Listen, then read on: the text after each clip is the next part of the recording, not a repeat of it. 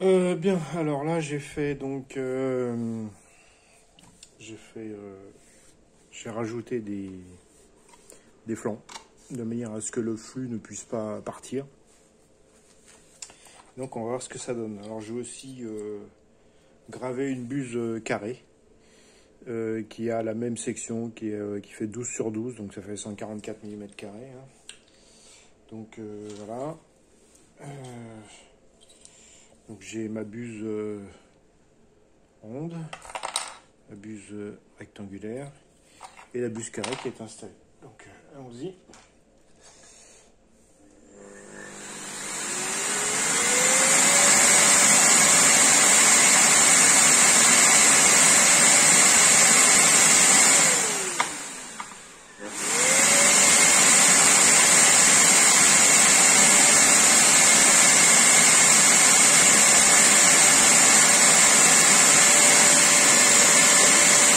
Là, j'ai mis un repère.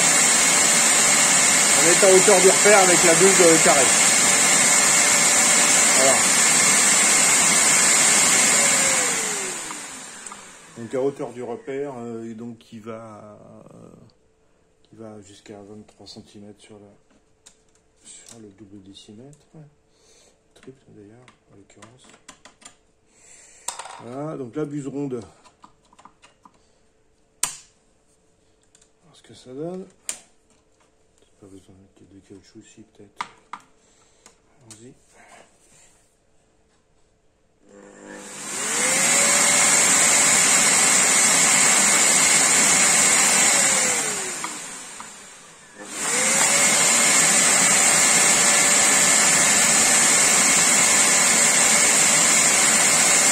Bon, pareil à peu près. Hein.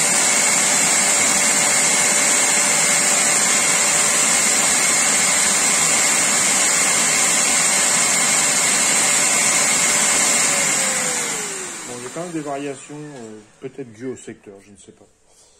Enfin bon voilà, on a sensiblement la même chose avec la buse carrée et la buse ronde de 144.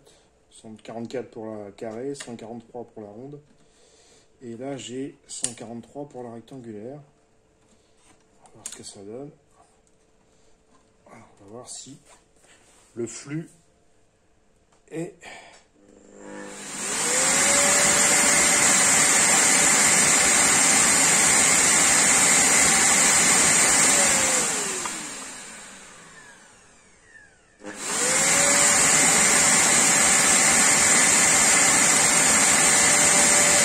grosse différence. Hein.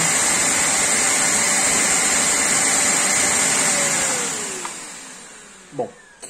Donc là, on voit nettement que la buse rectangulaire ne donne toujours pas les bons résultats.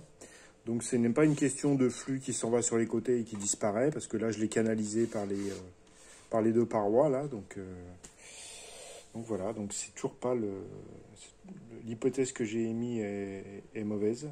Ce n'est pas une histoire de dispersion de flux. Voilà, c'est une histoire de... Je sais pas, j'en sais rien, j'ai aucune idée. J'ai regardé un peu s'il y avait de la littérature là-dessus, j'ai rien trouvé. Alors, ça veut pas dire que ça n'existe pas, hein, mais en l'état, j'ai pas trouvé. Voilà, donc buse carrée ou ronde, ça marche. Buse rectangulaire, ça ne marche pas. Voilà, alors après, rectangulaire, ça dépend. Si elle est moins allongée, peut-être que ça va marcher, hein. Mais il n'en reste pas moins que c'est pas la bonne formule, quoi. Voilà.